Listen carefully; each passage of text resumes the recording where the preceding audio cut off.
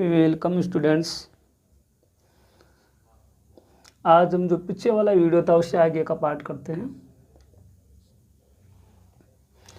पीछे वाली वीडियो में अगर आपको याद है तो मैंने पुष्प का नर जनन अंग पढ़ रहे थे अपन। नर जनन अंग में मैंने पुंकेसर के भाग बताते थे। एक बार फिर बताता हूँ, थोड़ा सा देखना आप। पुंकेसर के 3 भाग होते हैं। 3 भाग कौन कौन से बताए थे मैंने? नंबर 1 बताया था आपको परागकोश, 2 नंबर बताया था मैंने आपको योजी, और नंबर 3 बताया था आपको पूतंतु। परागकोश, योजी, पूतंतु तीनों के बारे में अपने जानकारी प्राप्त कर ली थी। आज हम आगे वाला पढ़ेंगे, वो पढ़ेंगे अपन अपना नया हेडिंग होगा परागकोश का परिवर्धन। आज क्या पढ़ेंगे? परागकोश का परिवर्धन, या इसको अंग्रेजी में बोल देंगे अपन डेवलपमेंट ऑफ एंथर।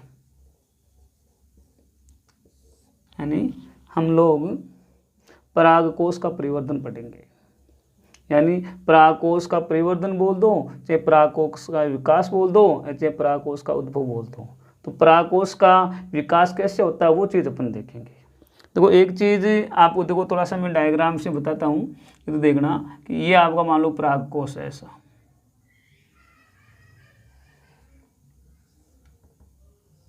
ये था। अब इस परागकोश में ऊपर वाला भाग यही तो है ना, जो पूतंतु के शीर्ष वाला भाग, ये आपका क्या है? परागकोश, परागकोश या एंथर। तो इस परागकोश का विकास कैसे होता है, परिवर्तन कैसे होता है, इसका उद्भव कैसे होता है, वो अपने को देखना है। तो होता है क्या है कि पौधों में जो पुष्प भाग है, पुष्प भाग में ये आपके इस पूरे भाग को अपन कहेंगे पुंकेसर। पुंकेसर लगे होते तो शुरू में प्रारंभिक अवस्था में ये परागकोश है, ये परागकोश अविभेदित कोशिकाओं का समूह होता है। यानी परागकोश प्रारंभिक अवस्था में अविभेदित समांगी कोशिकाओं का समूह होता है। यानी अपन ये कहेंगे कि प्रारंभिक अवस्था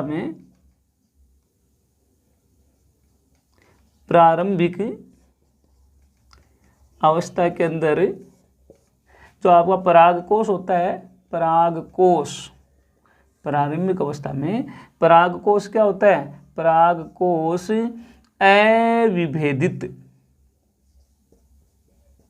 अविभेदित समांगी कोशिकाओं का क्या होता है? ग्रुप या समूह होता है। ठीक है। यानी जब प्रारंभिक अवस्था होती है उसमें परागकोश अविभेदित कोशिकाओं का समूह होता है। और ये अविभेदित कोशिकाएं हैं, ये किससे? चारों ओर से बाह्य त्वचा से घिरा हुआ होता है। अपन ये भी लिख सकते हैं कि ये आपका जो अविभेदित कोशिकाओं का समूह है, ये बाह्य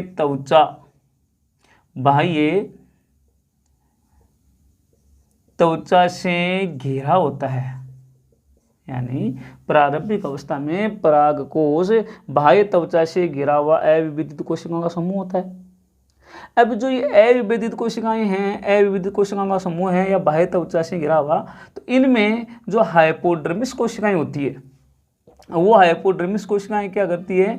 4 हाइपोडर्मिस कोशिकाएं हैं, वो अन्य कोशिकाओं की तुलना में क्या हो जाती है? बड़ी हो जाती है। या अपन ये कह सकते हैं कि अविभेदित कोशिकाओं के समूह में कुछ कोशिकाएं बड़ी हो जाती है। तो अपन ये लिख सकते हैं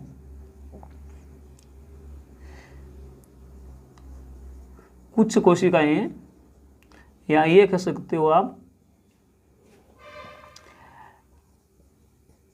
परिवर्धन करके कोशिकाएं क्या बना लेगी? परिवर्तन करके कोशिकाएं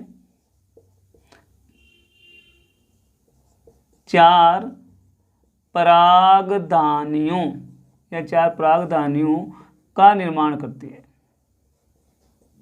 ठीक है, यानी प्रारंभिक अवस्था में परागकोश है वो आपका अविभजित कोशिकाओं का समूह होता है, बाह्य त्वचा से घिरा होता है।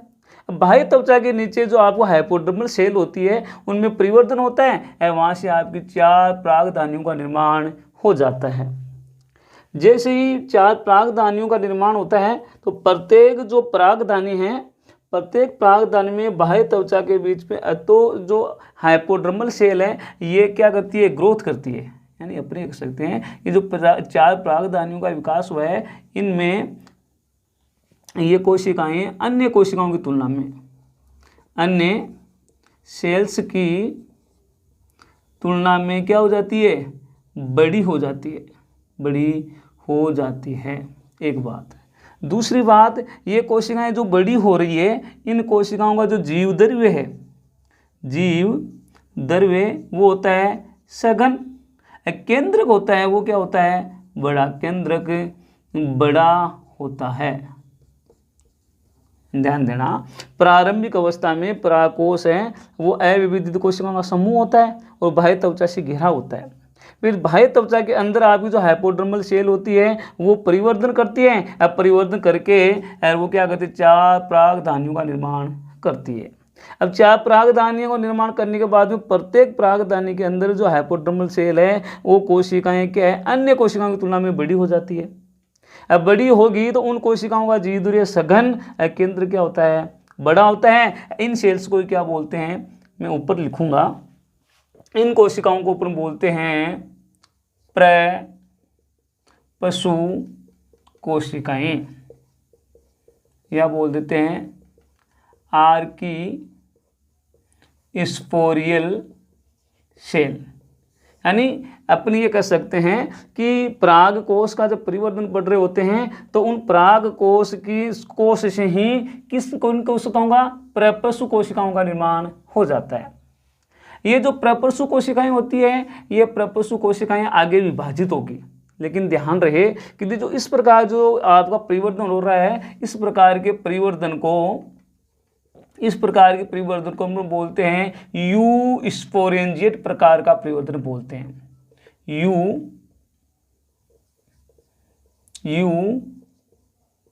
स्पोरेंजिएट टाइप का क्या बोल देते हैं, यू स्पोरेंजिएट टाइप का परिवर्तन बोलते हैं। यानी इसमें क्या होता है, यू स्पोरेंजिएट टाइप का जो परिवर्तन होता है इसके अंदर क्या होता है, एक या एक से अधिक लिख दो आप, यानी एक से अधिक जो प्रारंभिक कोशिकाएं होती हैं, एक से अधिक प्रारंभिक कोशिकाओं से एक परागपुट या बोल सकते हैं एक परागधानी का निर्माण होता है। इस प्रकार का जो परिवर्तन होता है उसे बोलते हैं यू स्पोरेंजिएट टाइप का परिवर्तन, या हिंदी में बोलते हैं सुबीजाणु परिवर्तन। ठीक है, या सुबीजाणुदानीय परिवर्तन, सुबीजाणुदानीय परिवर्तन बोलते हैं। अब हमारे पास क्या मिल गई, हमें प्रपशु कोशिकाएं मिल गई। इस प्रपशु कोशिका के अंदर फिर विभाजन होगा, एक बार मैं मिटा देता हूं।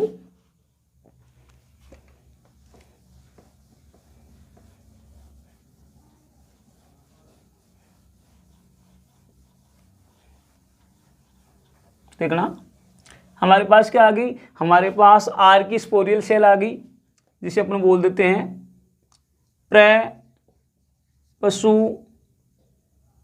प्रपशु कोशिकाएं, ये हमारे पास है। अब इन प्रपशु कोशिकाओं में क्या होता है, परिणत विभाजन होता है। ठीक है, अब परिणत विभाजन होने से ये कोशिकाएं 2 प्रकार की कोशिकाओं में बढ़ जाती है, या 2 प्रकार की कोशिकाएं बना लेती है। अब वो कौन कौन सी है, एक कोशिका तो होती है आपकी प्राथमिक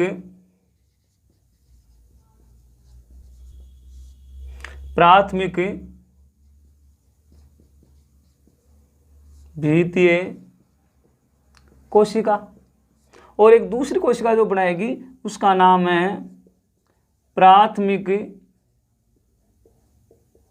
बीजाणुजन कोशिका। यानी हमारे पास जो प्रपस्सु कोशिकाएं थी या आर्की स्पोरियल सेल आई थी, उसमें परिणत विभाजन होता है।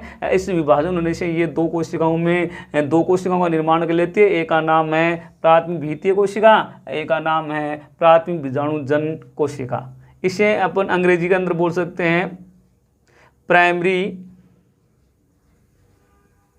पैराइटल सेल, ऐसे बोल देंगे प्राइमरी स्पोरोजिनस सेल। ठीक है। अब जो प्राथमिक भित्तीय कोशिका होती है ये बाह्य परत होती है। कौन सी परत होती है? बाह्य परत। और ये कौन सी परत होती है आपकी? आंतरिक परत होती है। ध्यान देना कि जो प्रपस्सु कोशिकाओं के विभाजन से दो प्रकार की सेल्स का निर्माण होता है। एक सेल्स होती है प्राइमरी पैराइटल सेल, एक होती है प्राइमरी स्पोरोजिनस सेल होती है। जो प्राइमरी पैराइटल सेल या प्राथमिक भित्तीय कोशिका होती है ये बाह्य परत होती है और ये आपकी कौन सी होती है? आंतरिक परत होती है। इसके अलावा जो ये प्राथमिक भित्तीय कोशिका है, प्राथमिक भित्तीय कोशिका आगे परिवर्धन होके क्या करती है? पराग कोश भित्ति का निर्माण करती है।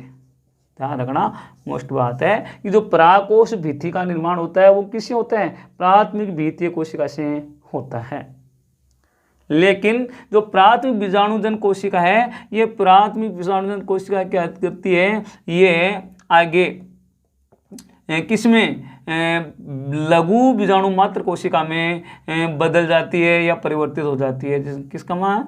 लघु बीजाणु मातृ कोशिका।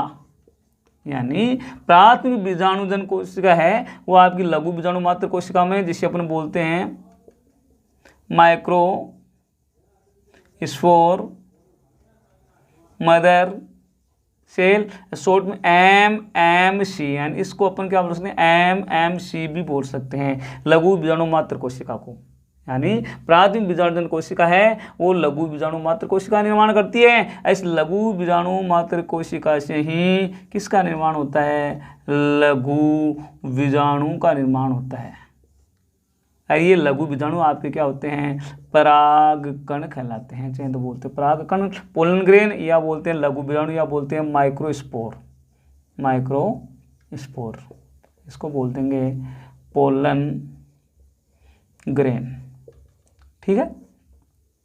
तो इस प्रकार से अपन ये कह सकते हैं कि आपके परागकोश है, परागकोश का परिवर्तन होता है।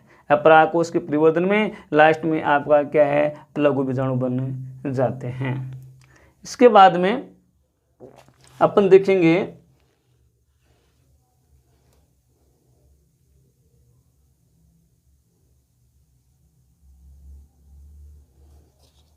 इसको मिटा देता हूं मैं।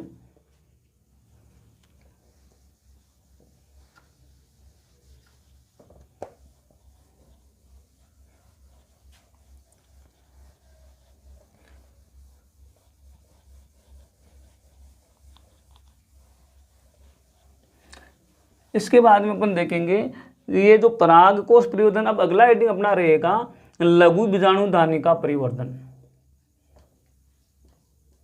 लघु बीजाणु दानी का परिवर्तन। लघु बीजाणु दानी का परिवर्तन या ऐसे बोल सकते हैं अपन डेवलपमेंट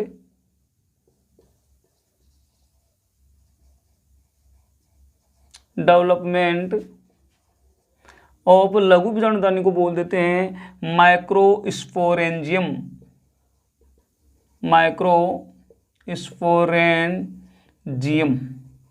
ठीक है, लघु बीजाणु दानी का परिवर्तन। लघु बीजाणु दानी का परिवर्तन देखेंगे तो आपने अभी बताया था मैंने कि जो प्रारंभिक अवस्था में जो आपका परागकोश होता है तो उस परागकोश से हमारे को क्या मिली थी? हमारे को आर्की स्पोरियल सेल मिली थी, जिसे बोलते हैं अपने प्रपस्सु कोशिका। ये मिली थी प्रपस्सु कोशिका। ये प्रपस्सु कोशिकाएं हैं, ये देखो दो प्रकार की सेल बनाई थी, अभी बताया था मैंने आपको। कौन कौन सी? एक तो होती है प्रपस्सु कोशिका है, वो बनाती है आपकी प्राथमिक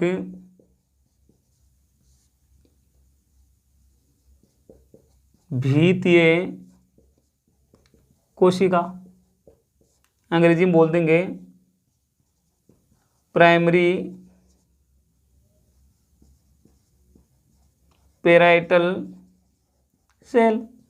दूसरी हमारी होगी वो होगी प्राथमिक बीजाणुजन कोशिका, जिसे अपन बोल देंगे प्राइमरी स्पोरोजिनस सेल।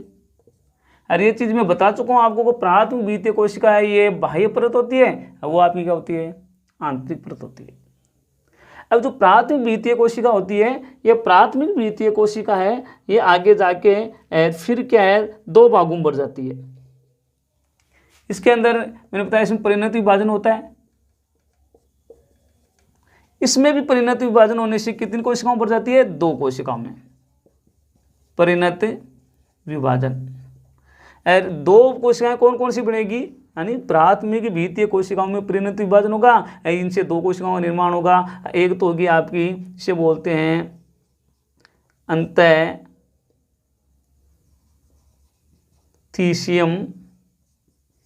कोशिका। दूसरी होगी वो होगी हमारी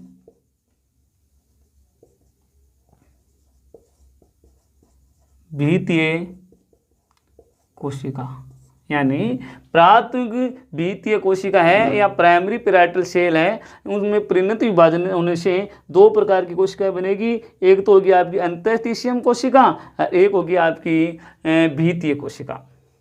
अब जो ये अंतःस्थीशियम सेल हैं या कोशिकाएं या परत भी बोल सकते हैं, इसको अंतःस्थीशियम भाग है, तो इस अंतःस्थीशियम को बोलते हैं अपन एंडोस्थीशियम, और इसको बोल देते हैं अपन पेराइटल सेल।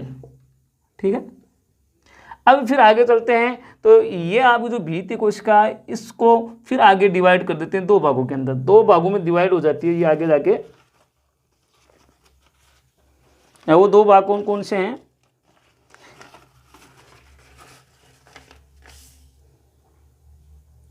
वही आपका परिणत विभाजन होगा इसमें, परिणत विभाजन। अब परिणत विभाजन होने से ये एक तो बन जाएगी आपकी मध्य परत, जिसे बोलते हैं अपन मिडल लेयर, एक बन जाएगी आपकी टेपिटम, या बोल सकते हैं पोषोतक। ठीक है, यानी अपन पढ़ रहे हैं लघु बीजाणुधानी का परिवर्धन, तो हमारे पास प्रपशु सेल होती है, उसमें परिणत विभाजन से ये दो प्रकार की सेल्स में बढ़ जाती है। एक का नाम है प्राथमिक भीतीय कोशिका, एक का नाम रहेगा प्राथमिक बीजाणुजन कोशिका। फिर जो प्राथमिक भीतीय कोशिका इसमें फिर परिणत विभाजन होता है, तो इससे दो कोशिकाओं का निर्माण होता है, दो परतों का निर्माण होता है, एक तो अंतःस्थीशियम, एक का नाम है भीतीय कोशिका। फिर भीतीय कोशिका में फिर परिणत विभाजन होने से दो परतों का या दो सेल्स का निर्माण होता है, ये तो था मध्य परत जिसे बोलते हैं मिडल लेयर, एक होती है टेपिटम या पोषक बोलते हैं। तो ये तो हो गया प्राथमिक भीतीय कोशिका आता है, उसमें कौन कौन सी परतें बनती है, कौन कौन सी कोशिकाएं बनती है। इसके बाद में आपका जो प्राथमिक बीजाणुजन कोशिकाएं हैं वो क्या करती है, या तो विभाजन करती है या फिर सीधे ही, ये जो आपकी प्राथमिक बीजाणुजन कोशिका है ये क्या करेगी, या तो करेगी विभाजन या सीधे ही, या लिख सकते हो सीधे ही, या कर सकेगी ये विभाजन। विभाजन करके किसमें पड़ जाएगी, ये आपकी लघु बीजाणु मातृ कोशिका का निर्माण कर लेगी। इसका निर्माण कर लेगी, लघु बीजाणु मात्र कोशिका का निर्माण कर लेगी। और ये लघु बीजाणु मात्र कोशिका, इसको अपन बोल सकते हैं MMC, microspore mother cell, short में एमएमसी। इससे फिर किसका निर्माण हो जाएगा, लघु बीजाणु, या बोल देते हैं परागकण, इनका निर्माण हो जाता है। यानी एमएमसी से लघु बीजाणुओं का निर्माण होता है या परागकण का निर्माण होता है। तो इस प्रकार से लघु बीजाणुधानी का परिवर्धन होता है। इसके बाद में जैसे ही ये आपका लघु बीजाणु दानी का परिवर्तन होता है तो लास्ट में आपके लघु बीजाणु मात्र कोश का सी बन गया। तो अपन ये कह सकते हैं कि ये परागकोश या लघु बीजाणु दानी का परिवर्तन हुआ था। परागकोश या लघु बीजाणु दानी में परिवर्तन होने से दो क्षेत्र बन गए। कौन कौन से क्षेत्र बन गए? एक तरफ तो आपकी परागकोश भित्ति का निर्माण हो गया, एक तरफ क्या बन गई आपकी लघु बीजाणु कोशिका का निर्माण हो गया। तो अपन ये कह सकते हैं, क्या कहेंगे कि लिखना परागकोश परिवर्तन के कारण, परागकोश परिवर्तन के कारण परागकोश दो क्षेत्रों में विभाजित हो जाता है। कौन कौन से दो क्षेत्र बन जाते हैं? एक क्षेत्र तो बन जाएगा हमारा जिसे अपन बोलेंगे पराग कोश भित्ति, और एक बन जाएगा हमारा, वो बन जाएगा कौन सा? बीजाणुजन कोशिकाएं। ठीक है ना। इस प्रकार से परागकोश परिवर्तन होने के कारण परागकोश में दो क्षेत्र बन जाते हैं, ये तो परागकोश भित्ति, एक बीजाणुजन कोशिकाएं। अब आगे के जो वीडियो में अपन पढ़ेंगे तो उसके अंदर परागकोश भित्ति में कौन कौन सी आपकी लेयर होती है वो पढ़ेंगे। उसके बाद बीजाणुजन कोशिकाएं उसमें कैसे किस प्रकार लघु बीजाणुओं का निर्माण होता है वो पढ़ेंगे। धन्यवाद।